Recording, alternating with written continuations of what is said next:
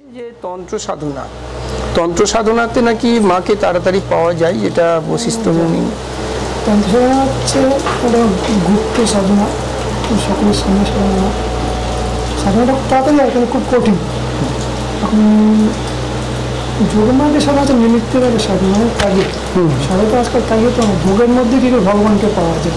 এই জন্যই সাধনা তন্ত্র সকলের জন্যই একদম তারপরে যোগ্য ব্যক্তির সাথে তো কোনো জাতি বিচার নেই, সকলেই করতে পারে, কিন্তু যোগ্য ব্যক্তি হয় যোগ্য গুরুর দ্বারা যোগ্য শিখে সাধনা করলে খুব ভালো ফল পাওয়া যায়। তার উপযুক্ত গুরু না হলে কিছুই হবে না। অনেকগুলো নিয়ম আছে সাধনা করতে গেলে, যে পরপর ধাপগুলো আছে সেগুলো পালন করতে হবে। যেরকম সপ্তাহাচার, বিভাগ, এইগুলো আছে। সপ্তাহাচার পাশ করে পরপর যে সাধনা স্তরগুলো, বীরাচার, শৈবাচার, বৈষ্ণবাচার, দক্ষিণাচার, কুলাচার, ব্রহ্মাচার, এগুলো পালন করার পর তারপর আস্তে আস্তে পরপর ইয়ে করতে হবে। যাই হোক অনেক কথা ব্যাপার আছে এগুলো। আচ্ছা, তিনি যোগ্য ব্যক্তি কিনা কিভাবে বোঝা যেতে পারে? সে গুরু বুঝবেন। আচ্ছা, তাকে পরীক্ষা করবে, তখন সে দেবে। সকলের জন্য একদিনে অনেক সময় লাগে সব করতে গেলে। আচ্ছা আচ্ছা, অনেক কষ্ট করতে হয়।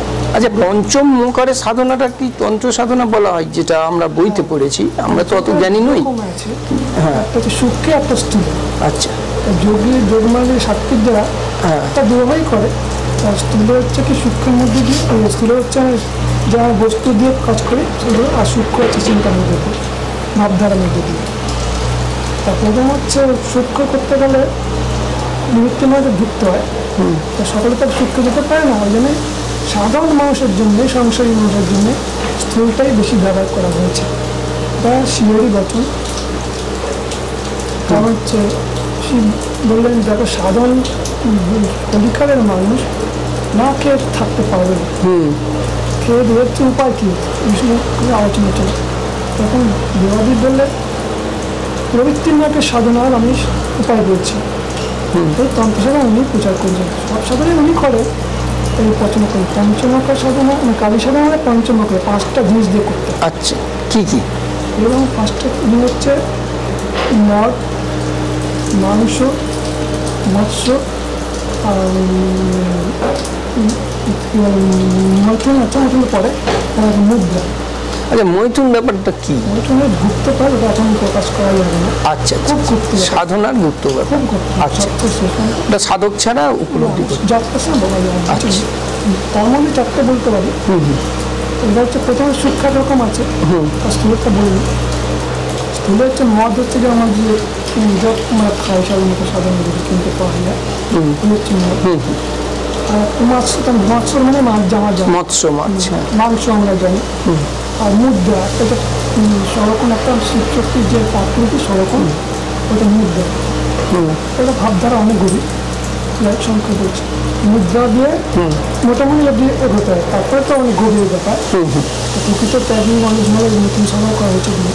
যাই হোক, তো পঞ্চমুখের যেরকম মানে আছে, কেন মদ মাংস এগুলো লাগে, এগুলো কি, মদটা কি, মাংসটা কি, মৎস্যটা কি, হ্যাঁ, তারপরে সরকার যেটা মুদ্রাটা কি, মন্ত্রটা কি, মন্ত্রটা বললাম, এখন বলবো না, সংখ্যায় বলা যায় না। প্রথম হচ্ছে মদ।